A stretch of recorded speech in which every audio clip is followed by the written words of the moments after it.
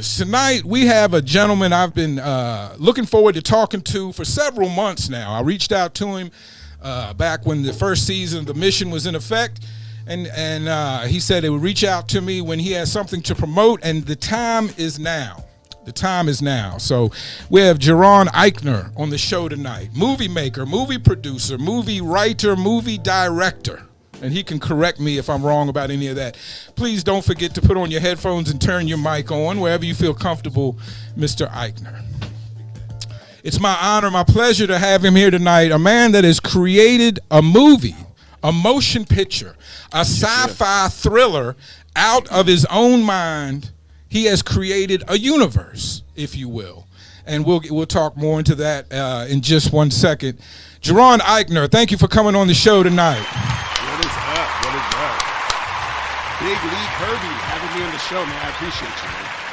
All right, let me make sure your mic is up and working. Good. Give us a check one time. Yo, what up? Okay, you're good. Well, you're good. I'm just making it's that first show here at AZMT. No, you're good. And in respect to you as an artist, I want to make sure everything comes off crisp and clean and clear. How are you doing tonight? I am feeling fantastic. Life is good right now. Life is beautiful. Good. It should be. It should be. Now, can I say, I'm not going to guarantee you that I won't ask a weird or a tough question. If I do, pardon me, it's probably out of ignorance and not disrespect. Okay. I'm very old, I'm medicated, and I'm dyslexic. So, you know, I have my issues. I'm all about it. I'm going on an interview run right now. I've done like 7 interviews over the last 2 weeks. Incredible. And they all ask the same questions. Incredible. So, well, we're not going to do that, I'm sure. We might ask a few of the same, maybe not. Thank you, Kid Not K. knocking all the before you take that away, could I get into that, Kid K? Would you like I've got 2 sodas, I've got a couple Trulies, and I've got a couple Michelob Lights. Would you prefer one of those? I'll take a soda. That's right. Well, a soda sounds dope. Would you like Sprite or Dr. Pepper? Sprite. Okay, I'll take the Dr. Hip-hop, Pepper. you know. I appreciate you rolling with the child, not partaking in the alcoholic beverages. That's a lot of respect. Yeah, I don't really drink that much. Okay. Yeah, my wife is actually sober for 5 years, so. Congratulations to her. Yeah. My wife is a heavy drinker, and I'm a heavy smoker. Together, we are smoking water. I smoke tough. So. Okay. All right. Well, good. We can share that. Good. Now, I of course, we're here to talk about the movie, but I would be remiss if I didn't kind of start at the beginning, just because I've never met you before. This is our first time actually speaking to each other, and I've been listening to your music as well. So I'm curious about some of that as well. If we could just briefly talk about your the start and the music, I'll ask you some questions, and then we'll get into the movie and talk about that a lot, I promise. Let's do it. Is that cool? I'm with it. Okay, where did you grow up at? So I'm actually a military brat. My father was stationed in Colorado Springs, is where I was born. He passed away when I was 8 years old. Okay, sorry. During that time, I lived in Louisiana, Seattle, and then ended up in California. That's where he passed away. That caused my mom to move to Tucson, Arizona. Okay. And that's where I grew up. You've been here. That's where you experience life mostly. That's where I laid my flag. Yeah. Right. Okay. Cool. Tucson. I thought I knew that. I was just verifying as we move on. What do you remember your first big influence in music being? First big influence, honestly, would probably be my sister.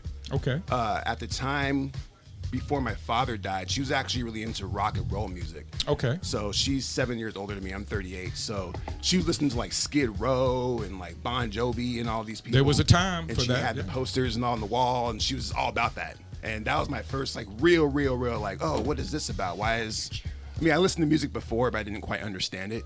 But that was the first time I saw the connection between a person and music. Sure. Like that. Right. Trying to like understand all that. It's usually an uncle or a father or a family member sometimes, but I appreciate that. Your sister. Yeah. My friend Kevin, his sister turned me on to hip hop, which is, just an odd coincidence. What convinced you to take music so seriously? Because I can tell listening to your music, it's very diverse.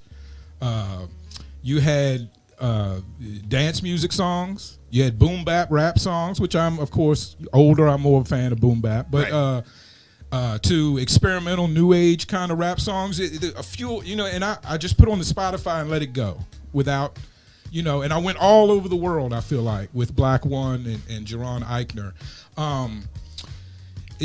What do you think drove you to make so much different kinds of music? Most people don't do that. They're very focused in one area. Right. So My father actually, when he passed away, that's when I actually discovered creating music as a form of solace and a way to release emotions and all that.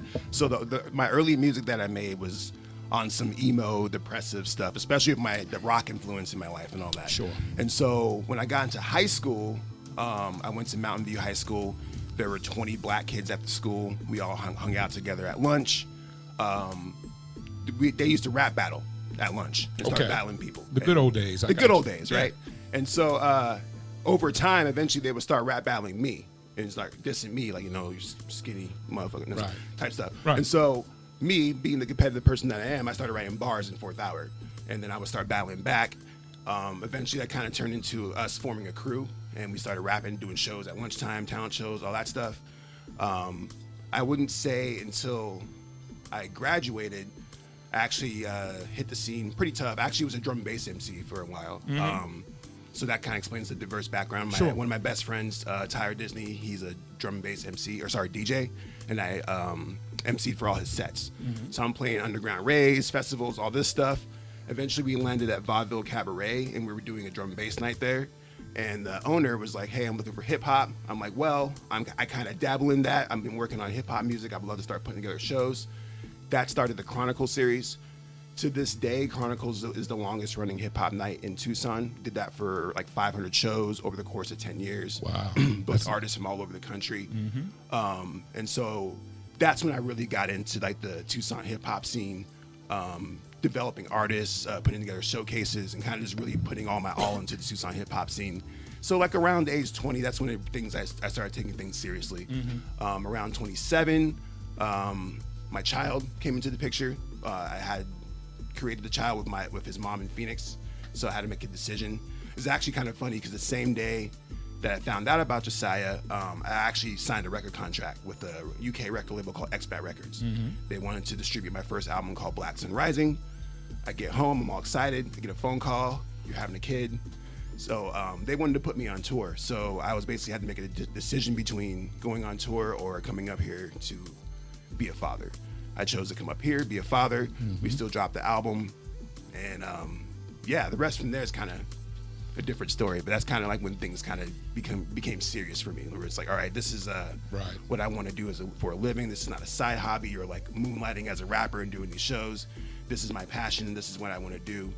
But I call myself a multimedia artist, more than a rapper or a filmmaker, whatever you want to call that. Yeah, I apologize. It's hard to fit your resume onto a flyer. Right. No. Yeah. And that's why I came up with the term. Okay. And for me, a multimedia artist is just a fancy way of being a storyteller, which is what I love to do. And at the end of it all, I'm a storyteller. I used to write stories as a kid, make my own comic books, make my own films, et cetera, so forth.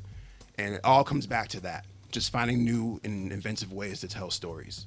And so over the last, I'm 38, around the time I turned 30, I tried to figure out ways to monetize this. You know what I'm saying? How to make a profit off of this, doing podcasts, making music, really getting into publishing, all that stuff. And then, been grinding ever since. Now the company is doing very well, but we branched out into real estate and nonprofits and stuff like that. Well, that's a big move, and salute for that, to take music income, creative income, and turn it into real estate income and other branches is a huge thing to do. So respect for that. You're a very creative person. I don't need to tell you that. You know that. When did you figure out you were different from a lot of other people? Maybe I'm assuming that. As a creative, sometimes I feel different than a lot of my friends growing up. Family members a lot of times maybe didn't understand me. And I think it really just comes down to being a creative mind and thinking differently about life than maybe some other people do. Do you agree? Or Sure. When did you figure out or start to figure out that maybe, watching Sunday football every week wasn't your thing, or, and maybe... No, that's a great question. I appreciate the good question. Okay. Think about that for a second. Okay, sure. Honestly, take your time. When it comes down to, I think my father's influence really told me that I was special. And part of the reason why my brand is called Starstruck is the fact that my father, he told me I could be whatever I wanted as a kid. When I was 6 or 7 years old, I was like, I want to be an astronaut. And he's like, go be a damn astronaut. It's a beautiful thing. Go do it. Yeah. And I was like, all right. So after a while, I started to try to figure out how to be an astronaut. Then after he passed, That kind of went away a little bit, right? But his influence, like the ability to just tell me to go do whatever that I wanted to, kind of was pushing me in direction to make me realize that I can create whatever world I want. And this is something I'm still like coming into terms with, even at 38 years old, where it's like the world. And I talk about this a lot on Facebook. I have a big ego and all this stuff, but I really believe that you can create whatever world or reality that you want. We'll get to your social media presence in a little while. You do have one of the bigger social media presence in the AZ Facebook scene, if it will. You have a huge affection, admiration. I have to assume for Kanye West. Sure. Yeah. Is it the straight creative energy that draws you to him? Is it the talk of being the modern Walt Disney? Is that why is he such a big role model to you? Speak to that. Okay, so when my father passed, it's all attached. I got daddy issues, clearly. Obviously. Hey, I get it. My father just died a few years ago, and I've had father issues as well. Right. So I realized, and this is something once again I realized in hindsight, I was searching for role models, right? And at the time, my family is mostly women. My uncles are out there doing their thing. My brothers, I didn't have a lot of male role models. So when I turn on MTV and I see Puff Daddy dancing in the shiny suit, you know what I'm saying, doing this and that, I was like, I want to do that. I want to be like Puff Daddy, right? So during my teenage years, I wanted to be Puff Daddy. Interesting. That was my guy. And I bought all the albums. Bad Boy was my clique. That was just my squad. So, but then when Kanye West came out and he dropped the College Dropout, literally that same year I had dropped out of college. Like I had. Okay. That's a relation. Yeah, right there. I had because in my family, education it's all about education in my family. My brother's a doctor in higher education. My sister's a doctor in microbiology. Wow. So there's a lot of intelligence in my family. Are they both older than you? Yes. So you're the baby? I'm the baby. Okay. Me too as well. And so there was a lot of pressure to go to school. But at the time, I wasn't quite sure what I wanted to go to school for at 18 years old. But I went, and I was like, all right, well, I guess I'm going to take these general ed classes and smoke a bunch of weed and party, which is what I did. Eventually, I dropped out. That same year, Kanye dropped the College Dropout. And so to me, I was like, who's this guy dropping this album? And the album to me was incredible. And we all loved it. Yeah, hip-hop yeah. fan And so following that story and reading his articles and his interviews and the confidence that he had, that same confidence that my father instilled in me was the confidence that I saw in those interviews. But I was like, man, like this guy gets it. He understands that he can do whatever the hell he wants as long as he pushes for it. And so he's always been like, he's my biggest inspiration. I joke around and say that I graduated from the school of Kanye West. But my soulmate or my spirit animal was Donald Glover. Okay. Childish Gambino. I got it. But he also graduated from the maybe school of Kanye. right. Yeah. Maybe he's the evolution. Exactly. A lot of times in hip hop, you see the family tree. Exactly. And Childish Gambino obviously seems like the evolution coming down the line from a Kanye. And so I kind of follow his blueprint these days because Kanye's on some wild stuff right now, and he's older. He's a billionaire. I can't relate with him as much. Right. He's got different things going on for sure. Exactly. What are your, as far as being so inspired? Kanye's an inspiration. How do you feel when he has weird or awkward moments, whether it's Trump or whether it's, I feel a lot of his awkward moments maybe are the media making a big deal out of him to try to sell a story. I'm not gonna put it all on him, but Kanye has had some awkward moments. As a fan, is there any time where he made you cringe? I guess is what I'm asking. Of course. But I think about a tweet he made. I don't even know when it was, but it stuck with me ever since he said it. And he says, I'm living life out. I'm learning out loud. I'm living in real time. I don't have you guys see my mistakes and everything that I do in real time because of who I am and with the position that I'm in. Yeah. And so, if I mess up, it's a big deal. But at the same time, I will grow from it and learn from it. And that's kind of how I feel. It's like, oftentimes, I think a lot of artists get held back or they feel like, they're not crossing that threshold because of how the world perceives them, right? They're afraid of making mistakes. They're afraid of messing up. And it's like, nah, let's put it out there, man. We're all humans. We're all just balls of meat floating on a rock right now, trying to figure this shit out. And no one has the answers. That's true. So just do it. Worst case scenario, you fail, someone laughs at you. Oh, well, keep it moving. Right. Well, if we know anything about trying to do something in the modern era, you have to have thick skin, no matter what it is. Absolutely. You want to be a rapper, You want to throw a flyer out, people will pick you the fuck apart if the flyer is not, if it's, you know. I've and dealt with that before. Yes. Yeah, hey, we've all either made or seen a flyer that didn't, you know, that My first rap beef was over a bad flyer that we made. That's interesting. Yeah. Okay, all right. You come from Tucson, and your music. I know you probably live in Phoenix now, but there's to me, and I've only been here 4 years, but in my experience, my young experience, it seems like Tucson may have a little bit of chip on his shoulder for not being recognized or maybe not being given attention to, and not that it's their fault. Seems like maybe they just have something they feel like they need to prove to the Arizona or to the hip hop world. Do you think that's an issue? Is there any Tucson versus Phoenix kind of feel?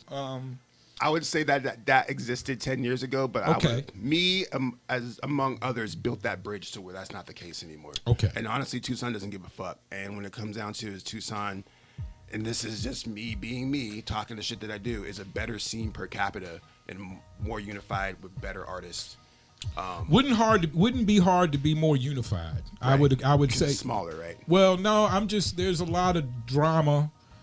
There's a lot of drama in the AZ scene, and there's a lot of politics, unnecessary. I think most of it, from what I've seen and from what I've experienced, most of it is unnecessary and it made to be a lot bigger than it really is. But we all are artists. We all are creatives.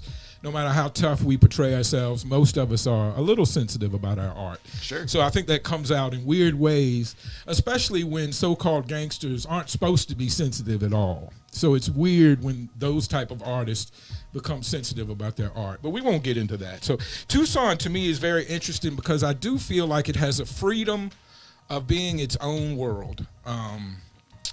The names of the artists are different. They're a little out there. It seems like they're doing their own thing, maybe much like Buffalo is doing its own thing from New York, even though it's in that style, but they're kind of, they're their own thing because of the distance. I don't know. When I started back in the day, I sound like an old head saying that, back in my day, there was literally no place to do hip hop in Tucson. Right. The shows that we were doing were the only places to do hip hop. And I'm not trying to put this all on my back, but many people in Tucson will vouch for me. I was one of the only people supporting the Tucson hip hop scene in its growing years. Yeah. There's other people out there too, so I don't know where the camera's at, but don't trip on Right. that. It's not just you, Not but just you were a me, but major player. I was You were obviously pioneer a of major that. player. And right. seeing it now, there's so much community and there's so many flagship champions down there that are supported. And that's really what it comes down to, is having those artists that when you hear their music and you see their work and you see their grind, you just believe in them and you root for them. And that's really the philosophy behind Starstruck when we first started. When Starstruck first started, it was actually a collective of artists that I handpicked, and I saw that light in them and was like, hey, you know what? I think that you're destined to be great. And the vast majority of these artists that I brought into Starstruck have gone on to great things. Basically, just by me supporting them and being like, hey, you guys are dope. Right. Sharing their posts on Facebook, buying tickets to their shows. You know what I'm saying? They'll call me in for advice, and I'll be like, yo, go do that. Right? So that's really what it's coming down to when it comes to Tucson. Tucson's full of champions. And because of the small amount of the size of the city, those champions can all work together and really blow up. Not saying that Phoenix doesn't have that, but there's a lot of competition out here. Yeah. Is it because of the size of, basically you're saying it's because of the size of Phoenix? Because I know I come from Richmond, Virginia, and we're definitely nowhere near the size of city that Phoenix is. And I feel it's the same way. The artists, there was a day when they had that competitive, forget everybody else, it's Right. my time thing. But over the last 10 years, the city, Richmond, where I come from, has really come together, and a lot of people are benefiting from that. Sure. And I'm glad that that's happening in Tucson. I wish it could happen in Phoenix, but we'll see. Right now, So- it's still a lot going on for that, I'll tell you my trifecta theory. And what that is basically that any good scene, when I say scene, I mean entertainment-wise, Right. has three main components that are successful. Okay. A great sports team, Yes. a great film community, and a great music community. Right. Okay. And so if you look at LA, Atlanta, New York, they have all those things. Mm-hmm. Phoenix has all the elements for that, right? But Suns just got washed. Cardinals are doing the Cardinals thing. Right. Our hip hop scene cannot figure out who our champions are to support and push up, because anybody who does start to rise, we start hating, right? Sure. Nah, it should be somebody else, right? Right. So, and then we look at the film community, which is like basically non-existent because our film community, our government out here doesn't want to have tax incentives. We actually just lost a major project out here, sponsored by or produced by J.J. Abrams' TV show that he was doing. Okay. In Tucson, being shot in Tucson. They shot the first season there, but they pulled it and took it to New Mexico because we don't have tax incentives. Right. So I Very look at all these different factors, right? And I'm like, this is why we're not where we want to be as Arizona as a place to go, because those factors just are all fucked up. And so me being the person that I am, I try to move and all. I don't ball obviously, but I try to do what I can, right? Being a creative, having the clout that I have, quote unquote, having the strong voice that I have. I'm trying to look forward and see how do we get to that point. Okay.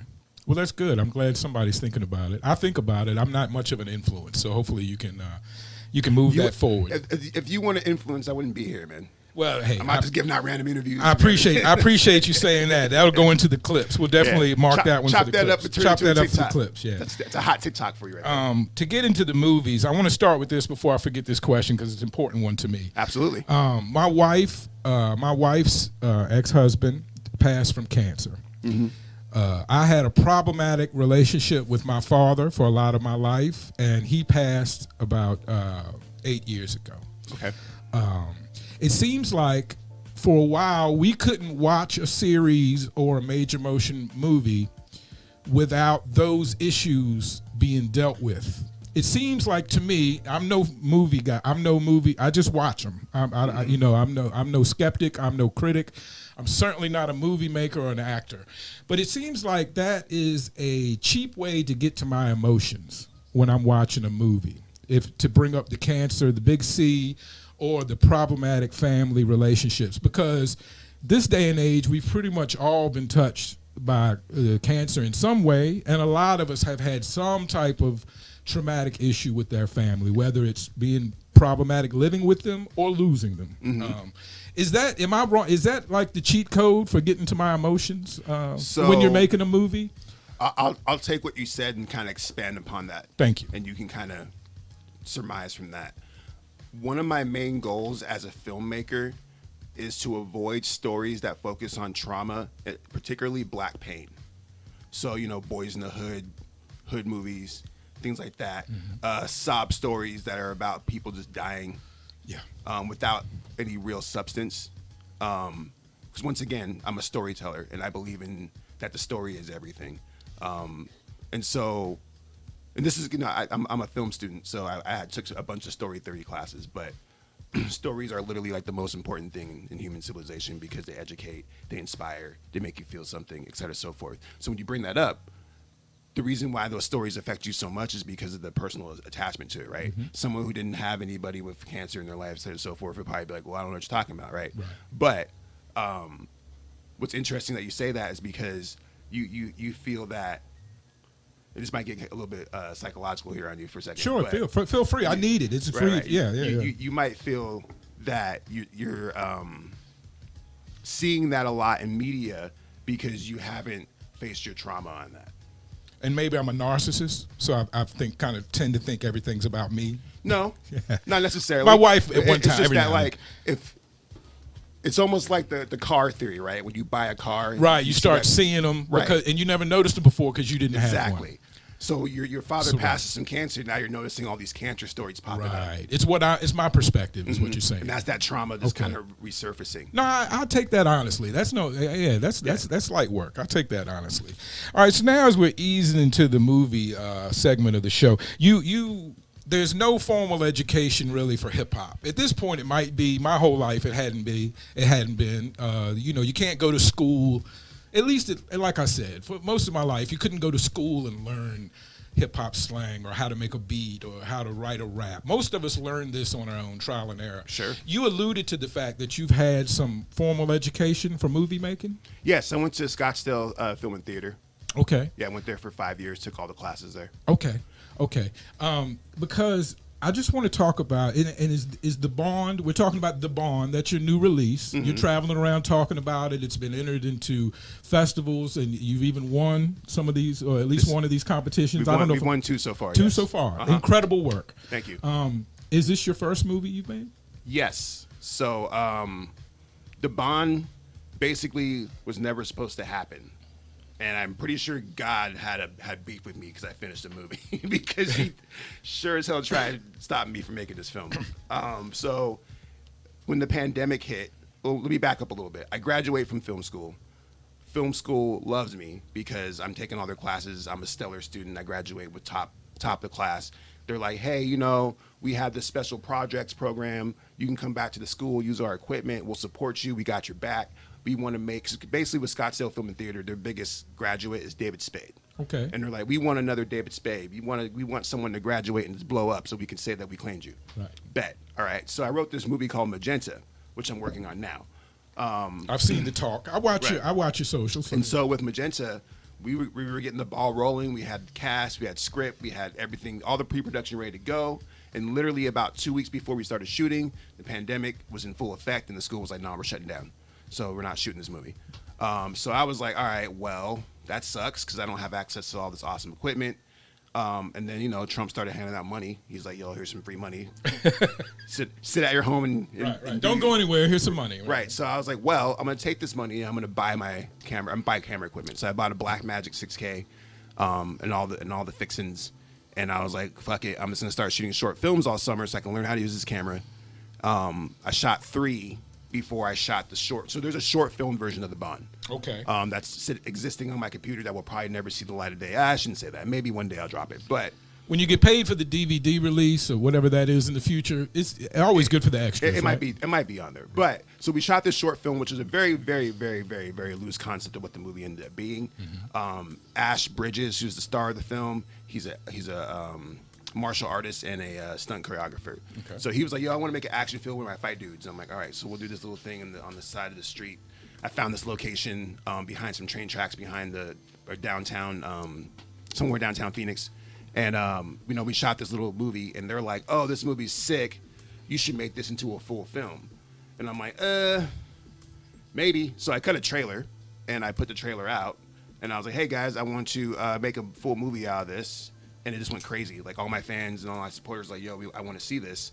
So I put up the GoFundMe, and like all this money started coming in, and I'm like, oh shit, I guess I gotta do it. I guess we gotta make this movie now. But there was no script, so right. I was like, all right. So so this process, if I'm like I said, I'm a novice, but so this process kind of happened in reverse, if you will. Yes, right? Absolutely. Usually you start with the idea, you start with a full script, and then you get funding or whatever. But yes. so you're knee deep in this without even realizing what was going to happen. Right. So the pressure was on. At this point, we had raised like $3,000. So I was like, all right, let me go ahead and write the script. So I wrote the script in 10 days. And I was like, I just locked in, wrote the script in 10 days, and then we started shooting. My lead female at the time, I'm going to try and make sure this is right. She was incapacitated. I'm making sure that she has a kid now, but I don't want to think she was pregnant at the time. But for whatever reason, she couldn't be a part of the film. Mm-hmm. So I had a major problem because I lost my lead female.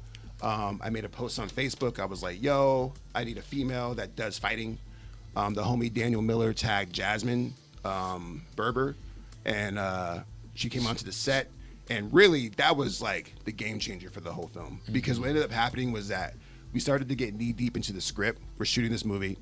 And about a third of the way through, I just wasn't feeling it. I was like, the story is not working. I feel like the characters don't have the motivation. I'm just losing the spark there. Mm-hmm. And so I had a conversation with Jasmine, and I was like, how do you feel about your character? And she's like, I think my character's kind of dumb. And I'm like, explain, elaborate. Why is she doing this? Why is she doing that? Why am I fighting for it? Like, why am I doing this? She had all these questions for me, and she's like, well, I should be doing this. And she asked me a critical question. Don't give away a spoiler, but that question that she asked me changed the whole movie. Mm-hmm. So at that point, I was like, fuck, you're right. We got to reshoot some scenes, and now we're going off script. So at that point, we went off script. So that, which is scary. As a novice, I just want to say, to my understanding, that's scary when you have a budget. That's scary when you have a big budget. That's what people argue about is going on. You know. So we went. So I would say a good 60% of this movie was off the dome in the sense that I was like, this is the scenes we need to shoot the next day. This is how we're going to do it. Wow. You guys know the roles. You know what you're supposed to be doing. So I'm going to go on set. This is how the scene starts. This is how the scene ends. Let's talk about how we're going to get to those 2 points. So a lot of the movie is improv. based off of moments from the script. Sure. Lead improv. Like, Right, lead, sure. yeah, exactly. And so I would never do that again because that was very stressful and it ended up being just a whole thing in terms of getting the movie done. And then even on the editing process, trying to put all these pieces together was a whole thing. Sure. It's just a lot. But I learned a lot. And I made some really good friends and expanded my team as a result of creating this film. And now with Magenta, my crew is so strong, and we're not having any of those issues right now. So it's a beautiful process. And I have 3 more films I want to shoot in the next 5 years. So, and now that the first one, you've done it on the spur of the moment, and you've done it in a difficult way. The rest of them should be a lot easier to. Yeah, and we didn't even have half the even with so the biggest feedback I get back on the Bond is the sound, and this is a good time for me to address that because motherfuckers be hitting me about the sound. So the sound, literally for half the film, was recorded in camera with a or either in camera or with a Zoom recorder being attached to it, and literally Joey holding the thing and doing that, or with a boom pole. And then Carlos, bless his heart, Carlos Berber, who's like one of the top tier videographers and cinematographers in the game, check him out. His now wife Jasmine was a part of the film, and he was seeing what we're doing. He's like, "Yo, I got the sound equipment. I got this drone. Let me pull up." I'm like, "Bet." So he provided sound for some very critical scenes, not the entire film, but very critical scenes that help improve the overall quality of the film. And so, and honestly, I was warned about this in film school. Always think about sound, but I couldn't afford it. We were spending all the money on food, making sure keep the locations and all this stuff. So Carlos pulling it up was a godsend. But since then, now it's like, all right, now we need better sound in the next film. Right. And as we're shooting the Magenta, there's things on Magenta that I'm like, next time I'll do it different. You know what I'm saying? So it's a learning experience. It's that learning out loud thing, right? Right, sure. So by the time I get to that 4th or 5th film, you know what I'm saying, I'll be fired. Sure. I'll be fired as no hell. Doubt. And I'm willing to be out loud with it and talk about it, because there's a lot of people, the same way that I look at Kanye or Donald Glover, there's people who look at me saying, "Hey man, I want to be like you and do all the stuff that you're doing. How do I do it?" And it's like, well, you got to be willing to fail a couple times. One of my questions is you've kind of answered, because it seems like you kind of fell into this project, but you chose a sci-fi thriller, which for someone on an indie budget, it to me seems like a huge choice. Yeah, it probably wasn't smart. Well, I mean, some people in your position might have made an artsy film about 2 guys that sat in that room over there. Well, Magenta might be more that way. Well, Magenta is an artsy drama. Okay. So that was the plan, was to shoot an artsy drama as my first film. I got you. Like Sundance bait, right? Right.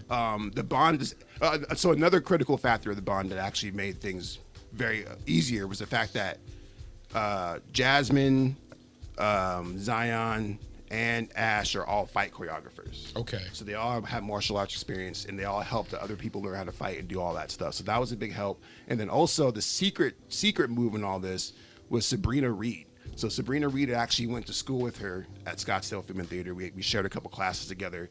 She's actually an art designer, so she does stage production for a bunch of different plays, et cetera, so forth. She saw what I was doing, and she's like, "Let me pull up. Let me help you with this film." So she did the Dynamation suits, the logos. She did all the vests for all the turn agents. She did basically all the costume designs and all the design for the film. And she enhanced that film just that little bit amount that I needed. Because if she wasn't there, I would have been like bullshitting it. Right. Trying to make it up as I go along. Well, I just want to say for all the listeners at home, this in the scope of the film, in the execution of the film, it's a good film. It's a good film. I watched it. I was entertained. It carried me through. The story, whatever small critiques I would have, like you mentioned, the sound or maybe certain little funny spots or whatever. The story carried me through them. It didn't stop me at all, And I used to be a fan of, like, sometimes weird little indie movies when I used to go to Blockbuster back in the day. Sure, yeah. And get high and watch weird movies. One of them, I remember, it was pretty much a serious film the whole time. And then at the end, for some reason, one of the characters turned into like a big lizard. And then, I don't know, it's like one of those things, like, what is with the indie films that have that weird, like, spot in it? Do you know what I'm speaking of? Yeah, so like out of nowhere, it seems like it's a thing for them to put an extremely weird scene or event right in a certain part of an indie film. A lot of it comes down to lack of story theory and understanding that.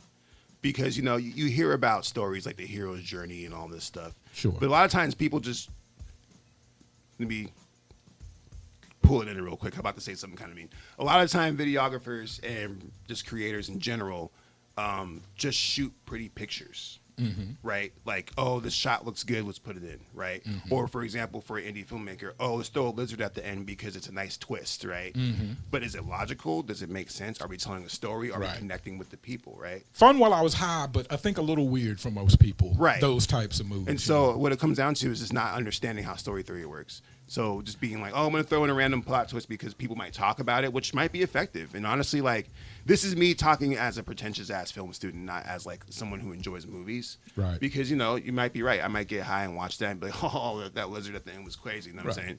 But going to film school also ruined all that shit for me to where, like, I overanalyze. And I was kind of that way anyways. So... Are you a fan of the new movie Everything Everywhere? Oh, man, that's my favorite movie of all time. Right? That's your favorite movie of all time? All time. You enjoyed it that much? It took a while for me to make that statement. But yes, it's my favorite. Because they had the hot dog fingers. This is my so in that movie they had the hot dog fingers, which I know is different realities. I understand the concept or principle. You actually let me give me a chance to circle back to something about my career. Back. So a lot of people aren't familiar with a part of my career known as the Black One multiverse. And I'm not even sure if you even came across this, but if you search for the hashtag Black One multiverse, what you wind up finding is a 7-year-long story that I created with multiple characters. When I say multiple characters, I dropped the album as these characters: Bleezy, Dangerfield, Ben Cloak, Cosmic Black, etc., so forth. You can find these albums out on Spotify.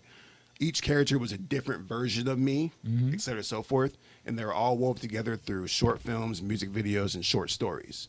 And this went on for 7 years. I eventually wove in members of Starstruck, and it all came into a head in this book called Parallax, which is actually available on Amazon Books. You can book writer as well. Yes. And so Parallax is the finale of the Black One multiverse, which if you follow my 10 fans know what I'm talking about. They're like, oh yeah, Black One multiverse. You did all this stuff. You were doing this. You had maps and charts and graphics and all kinds of stuff.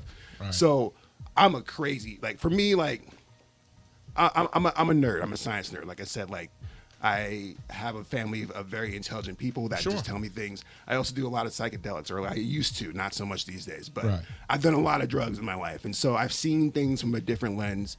And so I'm a big proponent of simulation theory, quantum mechanics, string theory, all these things like that. So a movie like Everything Everywhere All at Once was right down your alley. Hits every single mark for me. From the action to the storytelling to the casting, the fact that Short Round from fucking Indiana Jones is in that bitch.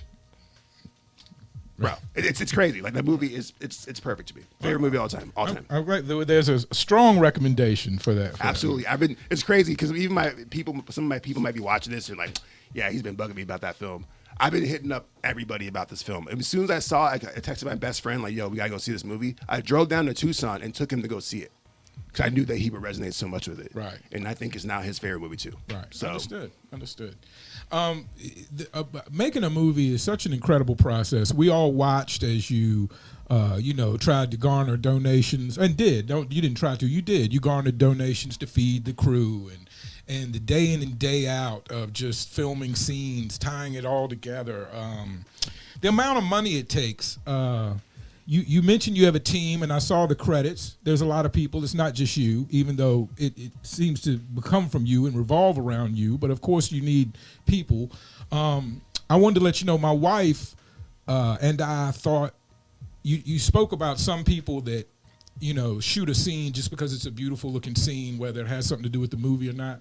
I felt like you guys shot a lot of beautiful scenes that did have something to do with the movie. And we noticed that. And my wife noticed that, and just as a casual viewer. Thank you. Definitely. A big shout out to my cinematographer, Dan Haynes, Solo Visions. He shoots a lot of videos for Joseph Bills and guys like that. Okay. He came onto the film literally just... So one of the beautiful things about The Bond is that most of the people who came onto this film were just either fans of me or did they fuck with me in the past, and they saw opportunity to work with me.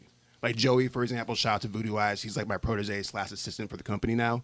He was trying to fuck with me for like a year. So like the same way you hit me up for the other interview. I was like, I'm not ready for that right now. I'm very protective of my spirit and who I bring into my world. Mm-hmm. And so Joey, he would hit me up like, yo, let's work.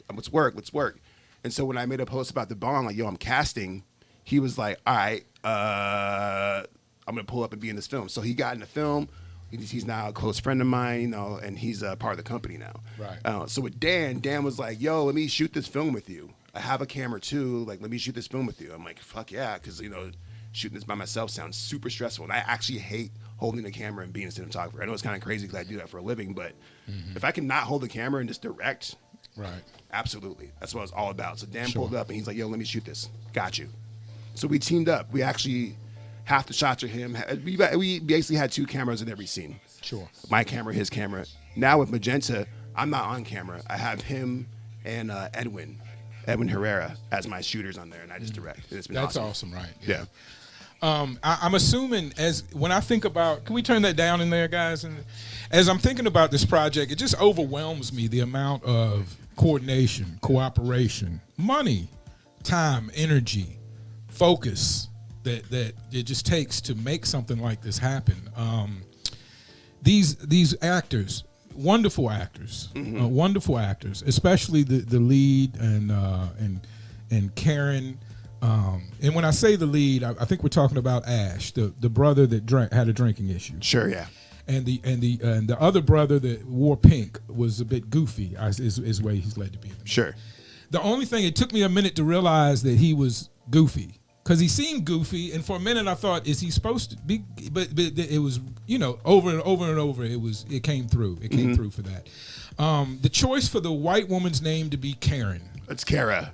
Oh, it's Kara. It's not Karen? It's not Kara. It's I Kara. have bad hearing. The whole time I thought we thought they were saying Karen. That might be one of the sound issues. Okay. It's Kara. Yeah. Well, okay. Well, the reason why I asked that is because this film seems like a time capsule for what we were all dealing with, and maybe our worst fears during COVID. Worst case scenario type of situation, for sure. Yeah. But I mean, years later, you could look back at this movie, and if her name would have been Karen, it would have led to this point more. But it did. But I kind of wish I would have called her Karen. Karen being such a powerful name for white ladies these days. But no, the film really did seem to me to be like a time capsule of what we went through, and I think that's a whole different gem in itself. That years later, people will look at that film and be like, yeah, the pandemic and blah, blah, blah, blah. And, you know, hopefully we won't actually be going through it by then. Not. You know, We'll see. Is shooting in and around Phoenix, is that easier? Me being a novice again, I would think you shot most of the outdoor footage kind of guerrilla style without permits and stuff like that. Is that snitching for me to say that? Or do we not say that? Is it improper to say that? I don't know. So... My question is there this. was a discussion at one point. You can leave that alone. My question is this. I'll answer. Okay, I got you. Okay. So there was a point in time when we were creating the film, if we were going to go through the film office and be like, hey, we're going to pull permits and do all this stuff. Yeah. That question came up at one point. More money, more trouble. And honestly, like, I'm artistically petty. And what I mean by that is that if somebody fucking messes me up artistically to where I feel like something's not going the way I want to, I get petty as fuck. And so when it comes to the film office out here, and this is not even, actually this is kind of shots fired. The film industry out here is fucked up. Right. And I don't want to work with most of these people out here. They try to hit me up and say I want to do this, but I'm like, nah, you guys aren't moving right. Right. And I have stories to tell about that. I might even get too We'll deep take your into word. that. No, we'll take your word. But there's just some weird stuff, and a lot of that has to do with the fact that we're a red state. A lot of the fact has to do with I'm black. All these things playing a role into issues what I'm in trying to do out Arizona, here. sure. And I'm not trying to shake hands with Ducey so I can shoot the bond, right? Gotcha. Or whoever, right? And so, nah. I'm saying I'm a fan of shooting. We're pulling up to these train tracks and just shooting. Right. I'm a fan of shooting guerrilla style. I've known friends that have done videos and whatever that way. My point being is, to lead to this question, is it easier to shoot that style in Phoenix than, say, it would be in Atlanta or New York or any another Absolutely, because there's no structure out here. If I tried to shoot the Bond the way that I shot the Bond out here out in LA, I probably would have been arrested. Right. Because people would have known what out here in Arizona, you can almost get away with the fact that people don't realize what you're doing until it's too late. Well, to be fair, too, the locations that I chose for the most part were secluded. One of the main locations actually almost got in trouble, like really big trouble over. Near the train yard, because they're protected by the train track. The fight scene in the middle of the movie between Ash and Joey, that location right there. Okay. The area that we shot at was legit. We were cool to be there, but to the left of it is like a very secure train yard that's like government owned. And if you're caught on that property, they can arrest you immediately. My son likes trains. We've been ran off a few of those locations. And so I was there. Like, it's a spoiler of the scene, but the Dynamation truck's pulling up while they're fighting in that scene. And as soon as we got out of the car, they pulled up on us and like, you can't be here. This is your only warning. We see you again, you're arrested. I'm like, I bet. So, yeah, some scary points in time. Yeah, but you got it done. You got it done, and it looks great on film. I would never shoot the Bond the way that I shot that movie again. Sure, it was very risky. Sure, it was fun as hell. I'll tell you that. I had a blast shooting it. But now that I'm more legit, has some more money, if I got to pull a permit, I'll pull a permit. Right. Otherwise, I do have a guy. Shout out to Rob. He's a location god. I hit him up. He just gets me stuff. So you kind of alluded to it. Any type of movement like this takes a lot of people, a lot of action. And you've mentioned you did get some GoFundMe donations. We've heard stories of some of early movies being funded with credit cards, investors, this or that. I'm not going to check your pockets at all, but you put something pretty incredible looking on screen for what seems to me a very modest budget, to say the least.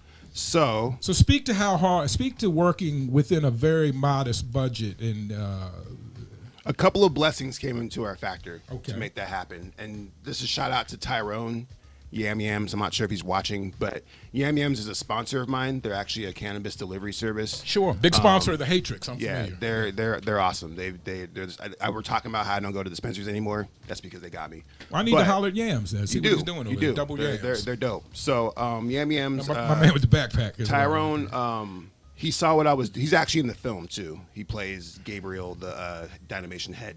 Okay. He was like, "Yo, let me help you," and so he threw a lot of money at the film. That's cool. Yeah, he was like, "Yo, I got you. Cool. If you need something this day, just hit me up, and I got you." So he was actually critical in getting some very critical things done, and then the rest of it just came out of my pocket. Sure, honestly. Right. And at the time, I couldn't afford a lot of that shit. We were just making that work. Now it's less of an issue. But is there a viable highway to recoup from that movie? Yeah. Or is this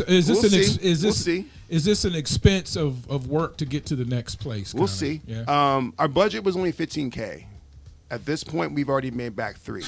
You put all that on film. You put all that on the screen for $15K. Yeah. That's an incredible accomplishment. And so, hold on, I got to give you that. Hold on. I don't like to hit the applause too much like some other people, but man, putting together a complete movie for $15K. Now, I understand a lot of the people, the actors you worked with, may be working for opportunity and to work with you, as you kind of spoke.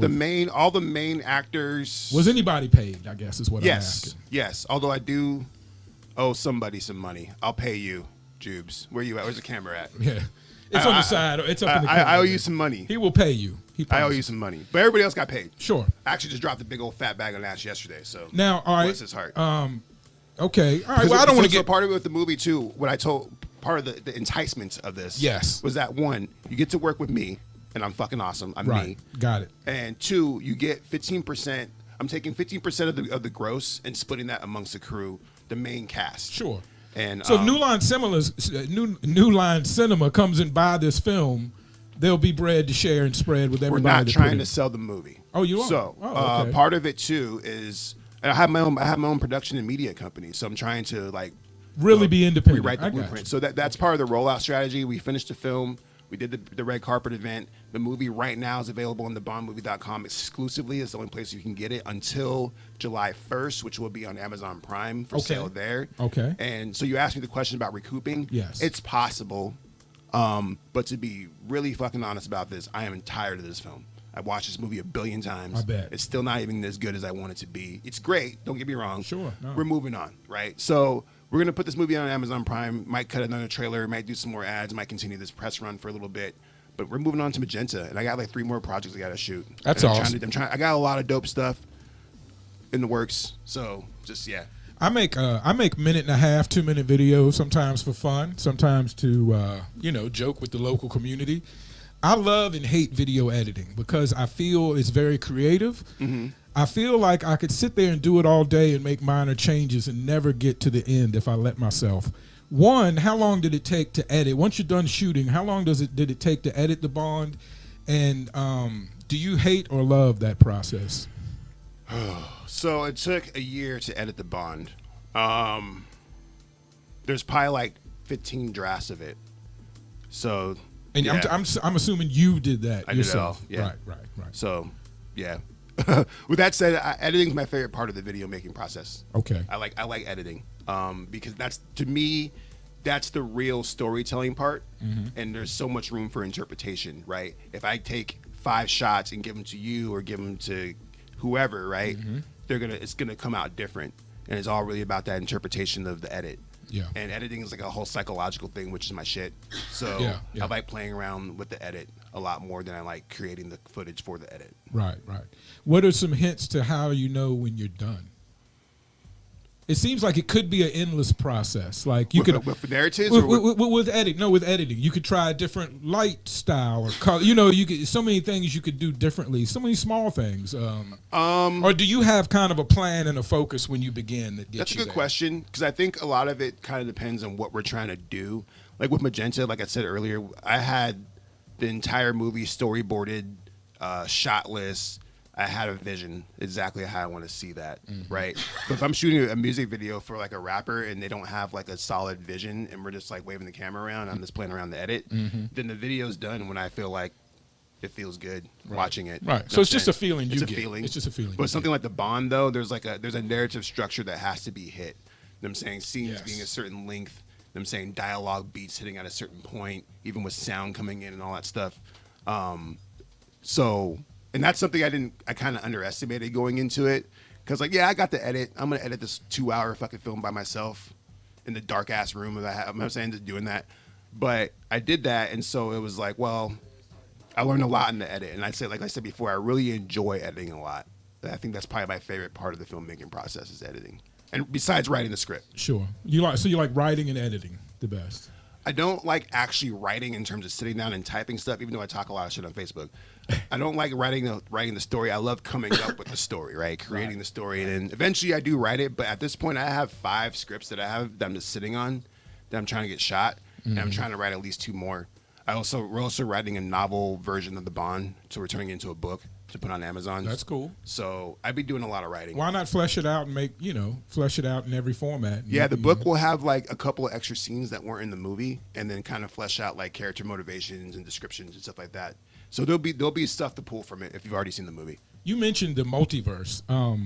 Do you feel like movies was just a natural transition for your storytelling? It seems like what you have to offer is too much to be contained in just music. Yeah, I'm gonna get egotistical for a second. So Feel free. I've always felt like I'm ahead of the curve. That's something I kind of pride myself on. The problem is with being ahead of the curve is that usually people don't fuck with you because you're ahead of the curve and you're weird and you're doing whatever. But like I said, I was talking about the multiverse 7 years ago, and I was popping that off like, yo, the multiverse is gonna be the wave. This is what we're gonna be on. There's many examples of this throughout my career. Even like beats. One of the biggest examples is the fact that one of Childish Gambino songs that he has on the royalty mixtape, there's a beat on there. I had that beat from that producer on my computer 3 years prior. Wow. Because we were talking back and forth. And I had used some of those beats that he gave me, but not that beat. Actually, we did make a song from that beat, but I never put it out. And then I heard it on Childish Gambino's album. I'm like, damn, I definitely had that same exact beat from the same exact producer on my computer. Right. So there's many examples like that where I've always kind of seen forward, and I've always tried to be like, well, people are doing podcasts and shit. Well, I got to figure out what we're doing next, right? Yeah. And by the time they get to what I'm doing next, we're on to the next shit. I joke about it. I'm like, I'm a rapper who made a film. Give it 3 years, there's going to be 40 rappers who have films in the next couple of years. Yeah. Because the prices are getting cheaper. Yeah. The accent, I'm saying, it's a thing. But by then, we'll be making like TV series and shit. So. I think the one thing that'll keep a lot of rappers from doing it is the amount of work. Work ethic is critical. Yeah. Yeah. A lot of people get mad at me for my work ethic. Do you, when to me it would be so overwhelming, I would get anxiety thinking about the project as a whole. Do you break it down into pieces to make it easier to digest as far as the work? I probably should, but I don't. Yeah, you just attack it all. I just go in. Yeah. Cause it's how my mind works. And what's good about being a multimedia artist is that it really helps with because I have a lot of mental health issues. You know, I deal with this, depression, anxiety, things like that. And so being a multimedia artist allows me to switch lanes. So currently, like even right now, I'm working on 3 different albums. I'm working on Magenta. I'm doing all this stuff for a real estate agent, and I'm working for a rehabilitation center and a nonprofit. But I'm also a father, right? Mm-hmm. I'm also a husband, and I'm also a friend, and I also like to play video games. Right? So I get it. The very time consuming. Right now, I'm trying to beat Elden Ring. That game is kicking my ass. But but do you sleep with all that? No, I do. No, that's important too. Sleep too. Yeah. So it's balance, right? My life is all about achieving balance, and that's been my biggest secret. And I try to tell that to people because people are like, "Oh man, you're out there working. You're working hard. You're doing it. You must not sleep or not do that." I'm like, no, I get up and I chill. I watch like 5 YouTube videos, smoke a bowl. I start doing the work for my companies. I'm saying I hit up Patrick. I pull up on him, shoot some videos, come home, work on the film for a little bit or whatever the project for the day is. Right. My wife comes home. We have a glass of kombucha, have a conversation. I go back into the lab, maybe watch some more YouTube videos, and eventually I go to bed around 12 o'clock. I'm up by 5. Sure. Somewhere in there is a nap. Right. I take naps as well. Right. And to me, that's like the perfect balance because like people, you take a nap during the day? Yeah, I need that. That's how I'm able to stay up to 2 o'clock in the morning. You see me posting 2 o'clock in the morning because I took a nap that day. Right. And I'm still working on the side, either working on whatever project I'm doing or whatever. So. You recently got married. Congratulations. Thank you. I'm a married man as well. So I know the importance of a supportive partner, but I'm not doing near as much as you. So please, for a moment, speak to the importance of having a supportive partner in this creative world. I know I've been accused of being hard to be with as a creative person, and I know a lot of my creative friends have had issues in relationships because some women just don't understand, as the great Will Smith once said. So I will honestly say that my wife saved my life. When I met her, it was a very serendipitous situation, just how we came together without going into details. Right. We were going back and forth in the relationship thing, and then we decided to get together. But the reason why I say that she saved my life is because she pushed me to be great. Mm-hmm. And that was what it really came down to. And this is part of my rollout story that I tell people. But at this point, it would be 4 years ago. I was working at Waymo, self-driving cars, way out there in Chandler. Okay. Interesting job. I'm familiar. When we first moved here, they were everywhere. Right. Yeah. That would have been my 4th 9-to-5 job that year. I kept getting fired from all these jobs, trying to figure it out, dealing with depression. I had just broken up with his mom, so that was like a whole thing, trying to deal with that. She was trying to wait for me to figure it out, right? Mm-hmm. So I get up and I go to work, or get ready to go to work, getting dressed. They call me. Waymo calls me. They're like, "Bro, don't come into work. You're fired." I'm like, no explanation. Just like, "Yeah, bro, don't worry about it." Click. It's tough. So I hang up the phone, and literally, I burst into tears because at that point I didn't know what to do. I'm like, man, first of all, Waymo was paying fat. They're paying like $22 an hour. Like, it was good money. So I was like already making plans. Like, me and my girlfriend talking about getting a new apartment, all this stuff, and I'm like, damn, the rug just got pulled out from underneath me. And so I'm sitting there crying. I'm just like, man, what am I gonna do? What am I gonna do? And my now wife comes up to me and she's like, I don't understand why you just don't go 100% in all this art shit.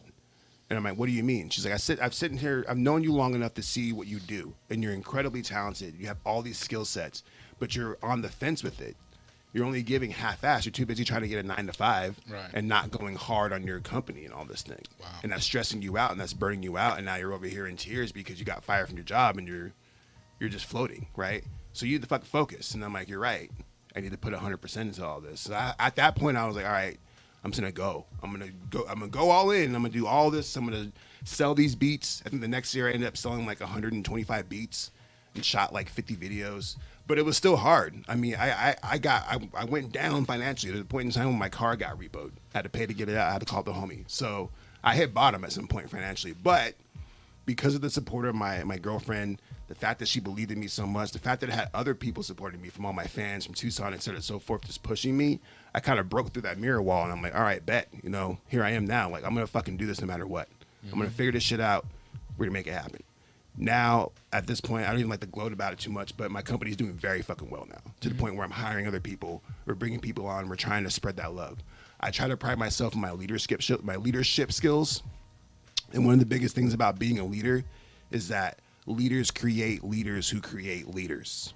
So even with my protege, Joey, I'm trying to bring him on and kind of make him another version of me, right? He's 26, maybe 27 at this point. So he's 10 years younger than me, right?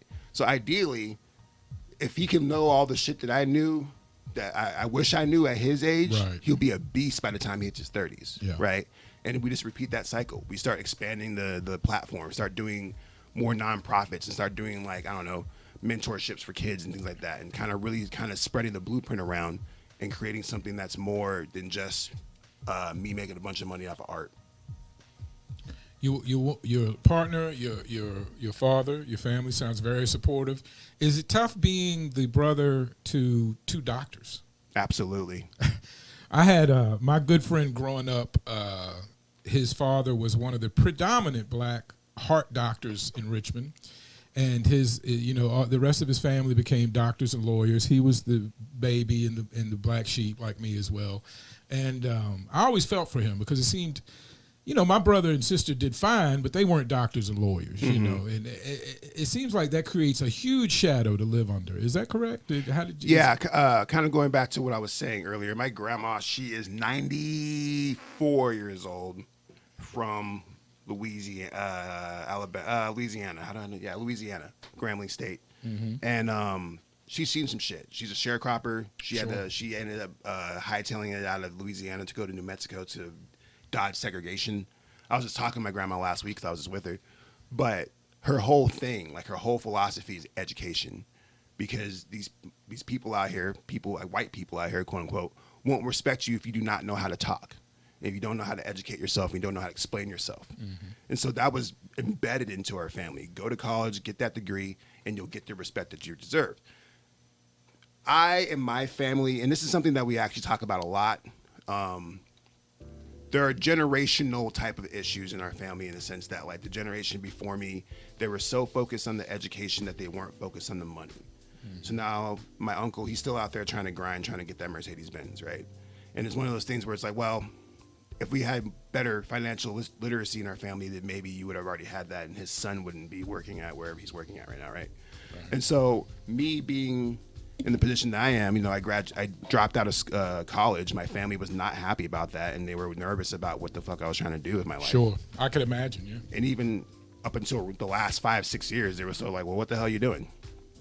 Now they know. But the point is that me and my nephew is the fucking man. Like, honestly, like, my nephew is probably the biggest creative in Arizona that people don't know about. He's worked with Kanye West, Kid Cudi, Travis Scott, Drake. He's currently working with Dot the Genius and Kid Cudi right now. He's the man. But he, going back to the leadership thing, right? I raised this kid, wiped his ass and all this stuff, et cetera, so forth. So he's always calls me for that advice and says, hey, I need help. And you're the male role model that maybe you didn't have as much. Exactly. And so a lot of all this just comes down to knowing what I want. I'm saying, the top of the discussion, where it's just like, I want to be great. There are people in my life who believe in me and want me to be great too. Family, friends, whatever. So going back to the pressure, the educational pressure, I don't even know what the tipping point was, but there's a point in time where I was like, fuck it, I'm going to do this, and y'all are just going to respect it or not, whatever. And I had some estrangement from the family for a little bit too, because they wanted me to go to college and do all that, and I wasn't doing that. Right. I'm like, this is what I want to do. I want to be an artist. I want to tell stories. And my brother, who is probably my biggest male model in my life, because my father passed away, he is like this super charismatic. He does speeches for a living, right? He tours the country and does speeches on diversity and inclusion, right, and bias and all this stuff. He commands like $25,000 a speech, just doing his thing, right? And so I look at him, I look at all my siblings in my family, and I realize that I pull all these different traits from them. My sister, who's a super nerd, and I'm saying she has a doctorate in microbiology. She's over here working with like wetlands and different types of. She's just amazing, right? Right. But if you have conversations with her, she was my go-to for COVID because she works over at. Right. She could give you some real information, which we weren't getting. Right. She works at the U of A, and when COVID hit, she was actually working with the virus. Okay. To like try to figure some shit out. They were like trying to make like a hand cream or something like that. And so when the virus hit, I was calling her up like, "What's good?" And she's like, "Well, yeah. This is how it works, et cetera, so forth." So she was like my source. Can I ask you a question? Was her advice more Joe Rogan or more Fauci? Somewhere in the middle. Somewhere in the middle. Okay. Yeah. Okay. She's a very, very, very practical and very logical person. Okay. And saying that, I don't intend to, with Joe Rogan, I don't intend to deal with what people thought what he was doing was crazy. I was actually referring to the real information he gave: vitamin D, losing weight, getting enough sleep and exercise, the more natural combating of the virus that we had. Yeah. I mean, that's a whole different podcast, but we don't want to get into that. Yeah, it gets a little deep. I'm just interested that your sister had real, at a time when we were all starving for real information, you had access to real information. Right. And so I felt good about that. I felt a little cocky too when I was talking shit on Facebook, but because well, my sister knows because she's working with them. Saying I was like that. But I don't even like to say it out loud, but I haven't gotten coronavirus yet. Oh, really? You're lucky. I've never got it. I ended up catching it on the bond. The bond got shut down for 3 weeks. So I got COVID. Yeah. So well, it happens, and we still don't know. Actually, I haven't heard what. 3 of the cast members caught COVID, and we're all survived. God yeah, bless. So okay, good. that was scary as fuck when that happened, and it was ironic. So yeah. No, one of those ironic shooting a pandemic movie and catching a virus things that happens. Yeah. Reality shoot, right? Yeah. I will be honest to admit, when I first started following you on Facebook, on social media, some of your posts were off-putting or I didn't understand. Sure. And I'm sure you've heard this from other people. I'm not the first. Mm-hmm. And I'm sure when you write some of these things, you're an intelligent man. You know what you're writing. You know what you're doing. I would say that after getting to know you through your art and just from afar, getting to know you the little bit that I have, it seems to me that the posts I may have thought were a little off-putting or a little awkward, to me now seems like self-affirming I'm not going to say that word correctly. Self-affirming exclamations, I guess, is what. Do you have an example of a post? No. I know. Well, you'll have a post that simply says, I did this and I'm great or something. I'm paraphrasing. Sure. I'm generalizing. But they can be somewhat self-aggrandizing at times. Absolutely. Yeah, and you have full confidence. You don't apologize for that at all. Is that a part of you kind of beating the blues back? So when it comes to Facebook in particular, and this is I'm different on different social media channels for whatever reason. Like on Instagram, you can see me tell jokes all day. But on Facebook, the reason why I love Facebook the most is because, one, I can write the most, so long ass stories if I want to, and most of my family and friends are on it. So I treat Facebook, and I tell people all the time. Once I explain this to them, they're like, "Oh, that makes sense." I treat Facebook as a real-time personal journal of my thoughts in real time.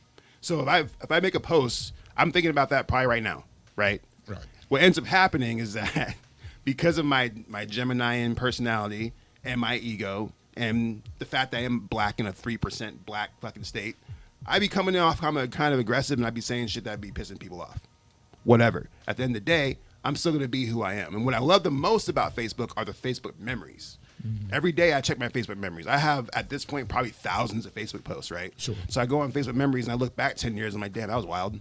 Yeah. Or damn, I was right about that. Right. Or damn, that guy was an asshole. Or right. damn, so it's good to look for receipts, right? Yeah. Or damn, I was killing it. You see how it worked out, in other words. You kind of see how it worked So for me, in every couple of years, I'll download all my Facebook history and have it on my computer. I actually had this idea about making a coffee table book out of all my Facebook posts. So you flip through it, and there's the Facebook post, and you have all the comments from all the different people talking. I think on it. the minute after your hit movie hits, you'll have a national bestseller with that. And I know you want to do it all now. I know you don't want to wait for some goal to do everything. That's ridiculous because then we never do anything. Right. But that book would be interesting. I also love part of my brother's brand. He does this brand called JP Enterprises. They focus on diversity, inclusion, and bias, et cetera, so forth. But their tagline is the right kind of uncomfortable. And if you ever talk to my fucking brother, he loves to have uncomfortable conversations about whatever. We just had a wild ass conversation when I saw him a couple days ago about Juneteenth, and I kind of got that from him. I definitely picked that up from him, where it's like we could have that uncomfortable talk about that mass shooting or why your music sucks or why, you know what I'm saying, whatever. I'll talk to you about it. You know what I'm saying, and I always try to keep it civil. I never try to cross that line. Sure. It might happen from time to time. I think recently I just roasted the hell out of some dude, but that was just a bad day for me. That was the first time. That was a while that I had gone into a roast session. But usually I try to keep it civil. I try to walk the line and just have that conversation and make people kind of come to their own conclusions. I never try to steer anybody in a certain direction. What I say is what I say, and that's who I am. If you accept it, fine. If not, that's cool too. You can block me. You can. Plenty of people have. So and I'm cool with that. You alluded to it being a black person, a black man in a state where it's 3, 4, whatever, small percentage of black people. That's what surprised me when I first moved here. I came from Richmond, where in the city of Richmond it's about 50-50.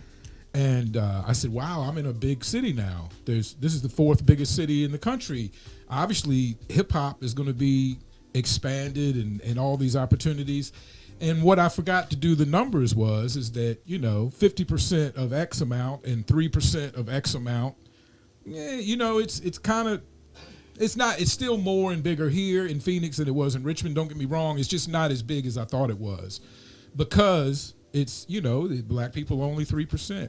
Also, too, Arizona's a big college state too. With Right. ASU, U of A, and even in Flagstaff. So there's a lot of people who are transplants here who are here for 3 or 4 years and then dip. Yeah. So it's really kind of hard to lock in a culture out here. But honestly, that's why I keep telling people that's actually one of the biggest advantages about Arizona, is that Arizona is a melting pot. Well, people say that about there's no culture here. We've heard that ever since we came here. Oh, there's no culture. There's no culture. And I tell people, especially black people, I come from Virginia, where we are rich in culture. Now, a lot of that culture is painful. Sure. A lot of that culture is hurtful. But I will say, coming from there to hear what I've learned, and pardon me, I don't want to speak out of turn. It seems like black folks here are a little bit more protective, a little bit more paranoid about blackness than where I came from in Richmond. In Richmond, people that are black know they're black. They know who's white. It's very defined. People have found a way to either say I love you or fuck you, however they feel. Let me sit around that. Do you think I'm onto something there, or do you think I'm just a crazy old white guy? So, I'm open to your critique. I think I'm gonna apply this to me personally. Sure. Because I think about my son, right? So my son is 3 different races. He is Indonesian, he is Dutch, and he is black. Okay. And if you look at him, he's whatever, right? And my wife is Jewish. So my family unit is not the traditional black family unit, right? Pardon me for interrupting. Wouldn't he be Jewish as well? They're not the same. His mom is a different. Okay. Different I mother. forgot. Yeah, my bad. And so, because of that, first of all, I have very rich black history from my grandma. She has land in Grambling University right now. Both my brothers and both brother, sister with the doctorates went to Grambling. I've been to Louisiana a bunch of times. I have a bunch of family down there. So I have a lot of roots from the South and like traditional black values. I grew up Baptist, et cetera, so forth. But coming out to Arizona with the melting pot, I've been exposed to so many different backgrounds that I kind of am more on this liberal kind of, we're all blended together Zion Matrix vibe, right? Where I believe that we're all derived from the same source, right? And so going back to your question, the paranoia that I feel as a black person is mostly attached to my fears of a black person in America. What does it mean to be black in America? I have conversations with my son about this all the time, where it's like, yeah, you might be white passing at your school that you go to, but A police officer might pull you over and cap your ass because you're blackish. You're black enough, right? Tough conversation. And these are all these things that I have to think about right now. Like this conversation that I have with my brother about Juneteenth, right? And the whole point of it, Juneteenth ice cream and all this bullshit, right? These are conversations that I honestly do not want to have as a black person because they're hard talks, right? Basically what you were saying before. But I need to have them for the sake of keeping my son in the knowledge and just keeping my mind sharp, right? But moving forward and looking forward, I always think about my son, my multiracial, beautiful child, and the fact that I'm trying to have another kid with my Jewish wife, right? I'm making rainbow child kids over here. So I can't be over here saying, oh, you know, pro-black everything, and alienate half my child. You know what I'm saying? So, yeah, I don't know. I'm trying not to make this too racist. No, I got that's just kind of how I feel about that. I people think I'm racial. Some people think I'm a racist. I had to fight against that in Arizona after 50 years of not having to fight against that. But I am racial because race has affected me as a guy that grew up in the South, Southern Baptist Church. Immediately fell in love with hip hop and black people. Black people before hip hop, actually, and black culture. It's always been tough for me. Sure. I'm a man of a certain age. And for the people that don't remember, it wasn't so cool to be a white guy in hip hop, 30 years ago. So one of my favorite analogies is that being white in hip hop is the equivalent of being black in America. I agree. In the sense that I totally agree. It's an uphill battle that you'll probably never fucking win. Right. And you got to deal with that. If you can accept that, then we'll welcome you, but welcome arms. But you have motherfuckers like Tom McDonald and all these people out here who like to push those buttons and kind of tip that scale. And it's like, well, keep in mind that there's culture, there's rich tradition, there are values that people extract from this stuff. And if you want to muddy the waters for the sake of clout and TikTok likes, then, Is it unfair that he fucks with us like that as a Canadian? He's not even American. So he hadn't really... Actually, I didn't even know that. He hadn't really dealt with racism in America on either side. So I think it's a little unfair that he likes to poke at us like that. Well, okay, so that makes you think about Drake, right? So fucking Drake, he's not from America. Yeah, he's Canadian as well. He's definitely co-opted all that American money and hangs out in American cities and do all that, Sure. but he's never spoken on American issues. No. Why? He's not fucking American. Should Drake be speaking on Black Lives Matter? I mean, he should. You think that he should, As right? a black man, I think that he should, but he's not obligated to because he's not from this country. Now, that is a cop-out. But is he smarter? Is he a businessman? Is he a smarter businessman by not speaking on it? If Drake had dropped a surprise Black Lives Matter album on some Kendrick Lamar shit, he would have changed the fucking world. True, but maybe that's just not in him. Which is fair. I can't hate him for that. It's just interesting because we talked about the Canadian thing. Yeah. And I immediately thought about Drake. I'm like, well, Drake's Canadian. We're not over here saying, well, you need to talk about black people more, Drake. No. We could put that pressure on him, and eventually I think he would. We have asked that of white rappers in hip hop. We have asked that of white folks in hip hop to come out and be verbal. I think that's the dues that have to be paid, though. And it gets complicated as we talk about this, and I'm saying this out loud. No, say it. Feel free. It's different because I feel like I don't know. Because like with Drake, right, like he does have that black side. You look at his father, he has those roots in that lineage. So he kind of gets a pass on that, right? But, a purebred white rapper from Kansas trying to get it popular, like Jack Harlow, for example, right? Uphill battle for that man. Uphill battle. The entire time. Everyone blamed him for being carried into the Kentucky Derby. No one blamed the men that carried him. Yeah. That's the thing with me when you talk about, Jack Harlow, everybody likes to, he's under intense criticism since his new project dropped because it seemed like they're trying to make him the guy. Sure. Right?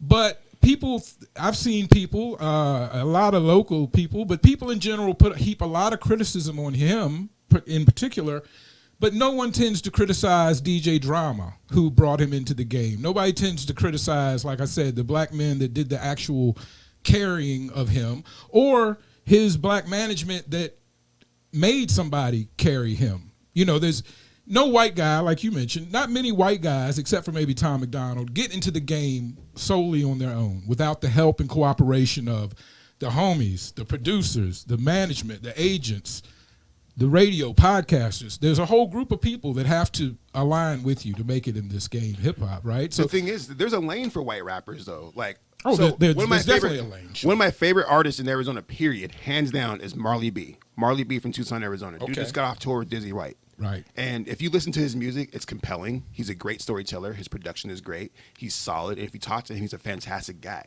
Okay. And honestly, it's kind of all you need, right? Right. If you're pushing and you're really about the culture and you're really all about it, you can make it happen and these people will believe in you. Right. A lot of times, though, what you're kind of seeing is a lot of people are fucking around with that aesthetic.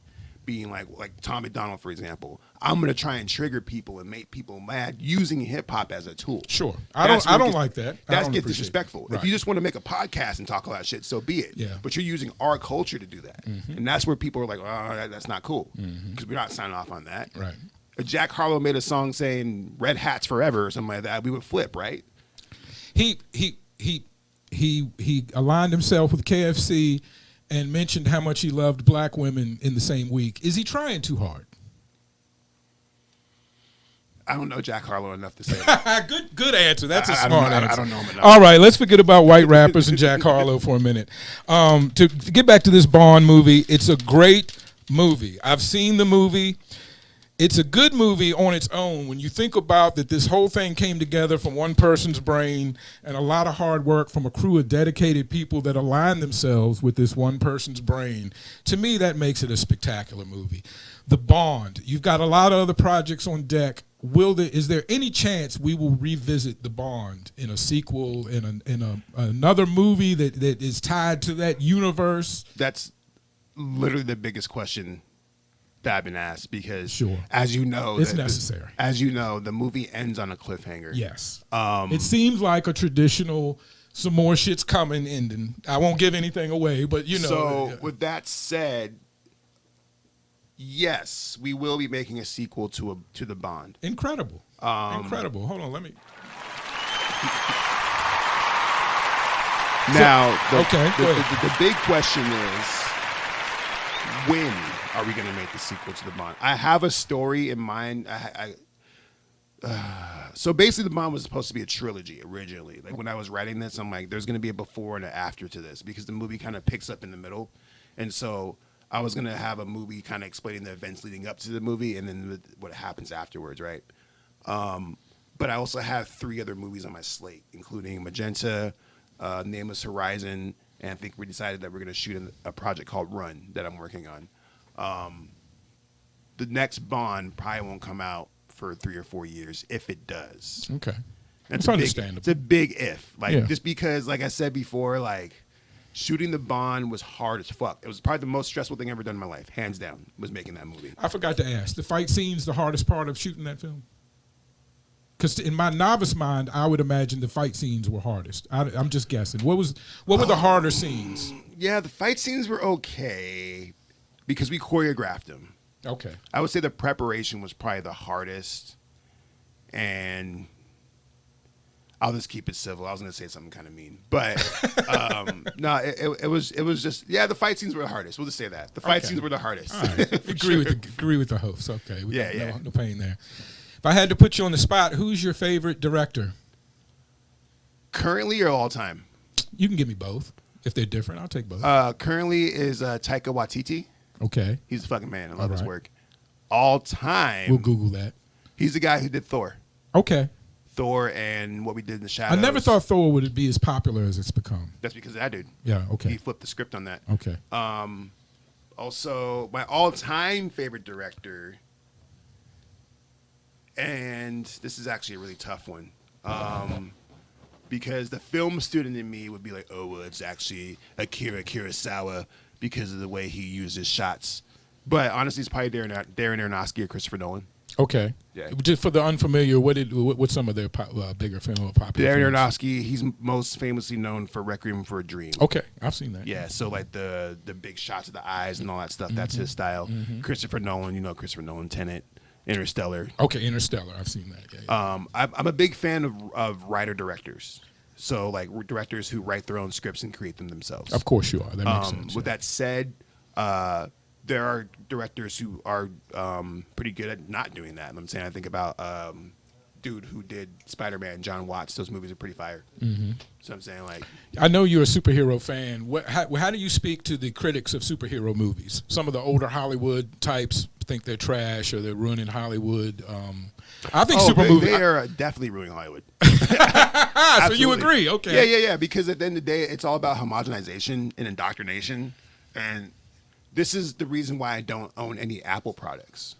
Because when you own an Apple phone, you now have to buy the Apple computer. You got to buy the Apple shit, et cetera, so forth. That's the same exact shit that the MCU is doing. In order for you to understand Doctor Strange 3, you got to watch. You got to go watch the shitty one over here. You got to watch Endgame. You got to watch 15 other movies to really understand that movie and appreciate it for its worth. I was a huge superhero fan, but I just don't have the time and energy to keep up with it. I still watch them all. I love them all, but because I'm a superhero fan. But I see why people say that. I absolutely agree that it's messing up Hollywood, because a lot of it too, for me, I get so mad when they like announce reboots and sequels and all this stuff, because it's like there's so many people like me who just have like fresh ideas and fresh stuff like that.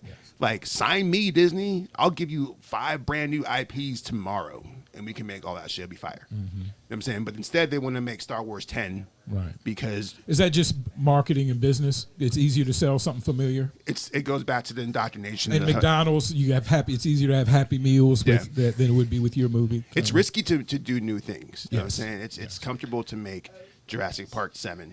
Yes. You know what I'm saying? Because Jurassic Park 7, you know, it's a well-known franchise. People are raving about it. My mother-in-law told me the storyline, and it sounds like they just keep reworking the same storyline.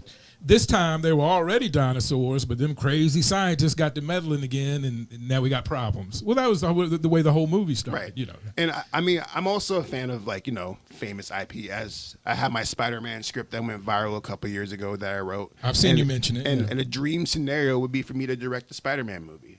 A very dream scenario would be for me to write and direct the Spider-Man movie, but I might just get offered to direct Spider-Man. Hell yeah, I'll do that shit. While we're on the subject real quick, is there a reason why we keep seeing Batman and Spider-Man's origin story over and over again?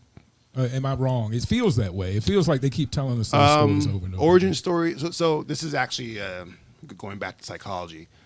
It turns out that people enjoy stories when they know the story already, if that makes any sense. So you think about Batman's origin story. We know the story already. So we go there for that familiarity. If they decide to flip the script and just be like, well, Batman turned out to be a rapist or something like that. Right. Like, it got really dark during the Frank Miller years. Mad because you see it all the time, right? When people change the story, like, oh, well, in the comics he was this and that, right? Yeah. Because it's that familiarity. We get addicted to that. It's like a comfort for us. And so telling the origin stories over and over again is fine, I'm saying. But I didn't particularly care for the latest Batman. I don't think you did either. Is that correct? No.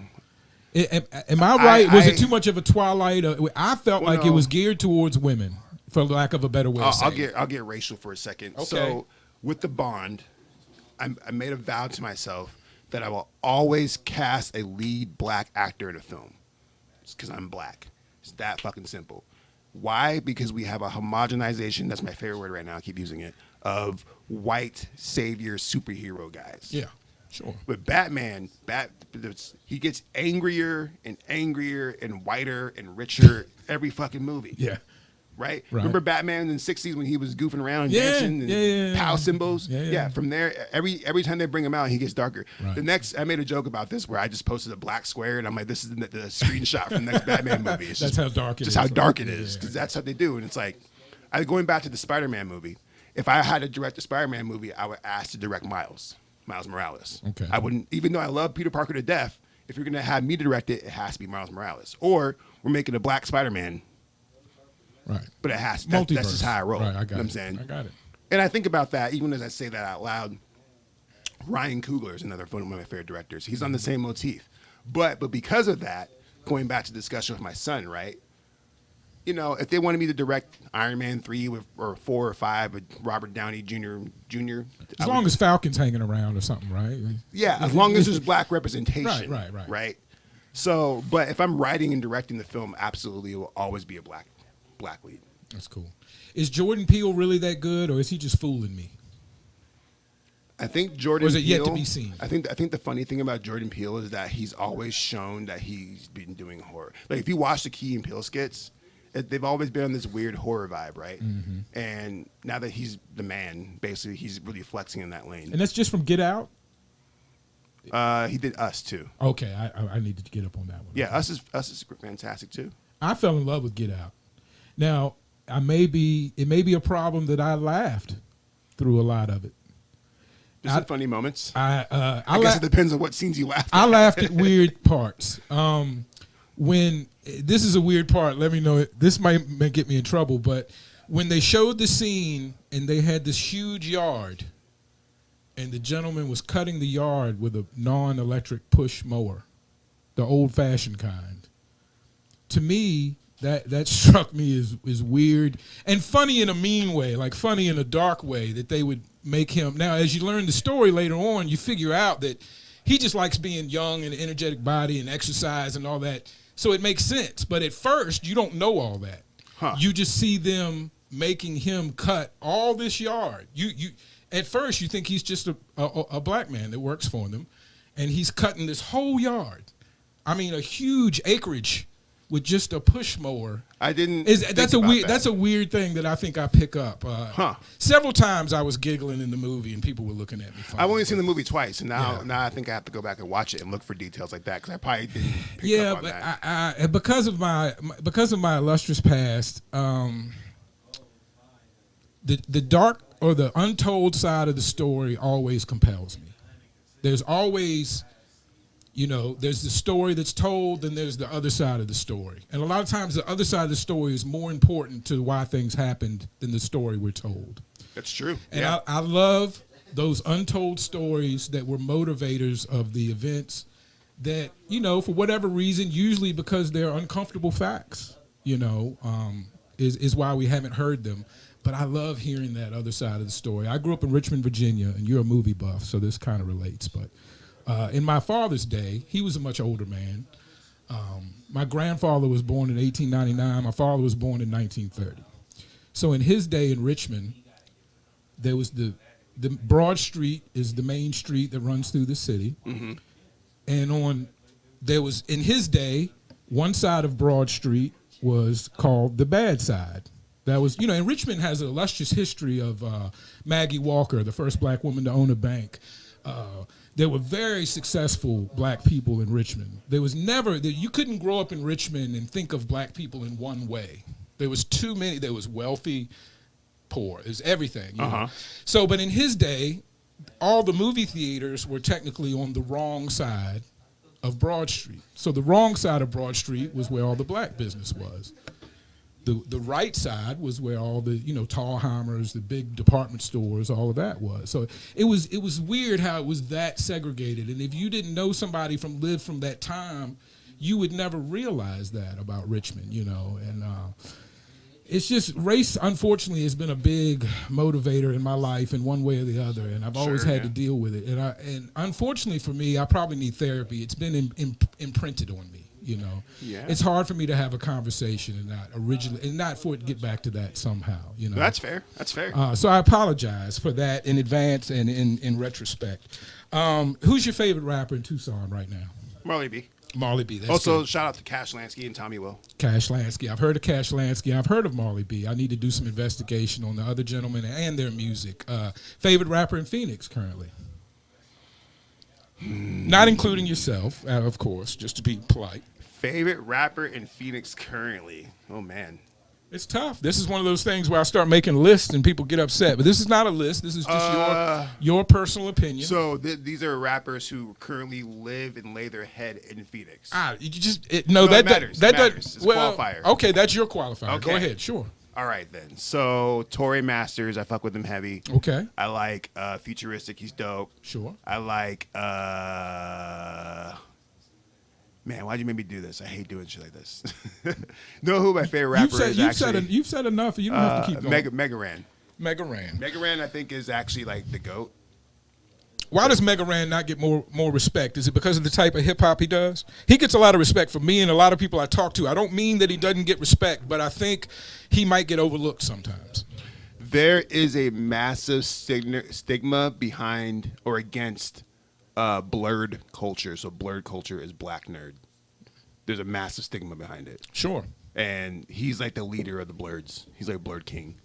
So because of that, that's why you don't see the people who should be supporting him. Well, I'll try to get on that bandwagon. Was Tupac gay? Was Tupac gay? Is that what you just The last day, there's been Queen Latifah has been quoted telling a story about Tupac coming to a gay bar she was at and taking his shirt off and dancing. There's always been people that have had questionable pictures of Tupac. People have skated around this issue for a while, and some people are trying to stand on it now. I'm just curious of your opinion of that. It is Pride Month going on right now. I guess You're so. going to ask me this question. I don't know if Would Tupac's it matter if we all found out? Absolutely not matter. Right. That's the right answer, I believe. No. Some people I've seen have a problem. I can see why you say that. I can definitely think of some people in my life that would be like, oh, but no, they did just grow the fuck up. But Tupac was gay, it wouldn't matter. It's no way it could diminish his contribution, right? No, he's been dead for like 20 years. So, well, I mean,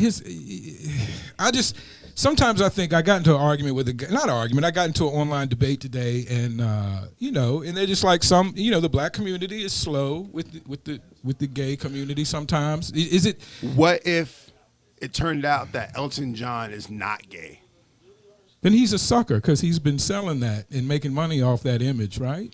But falsely. But with that said, that's the same argument with Tupac. Well, Luther, I don't think of Luther Vandross as a sucker, and he may have been misleading us a bit over the years. But also at the same time, music goes beyond the person who creates it.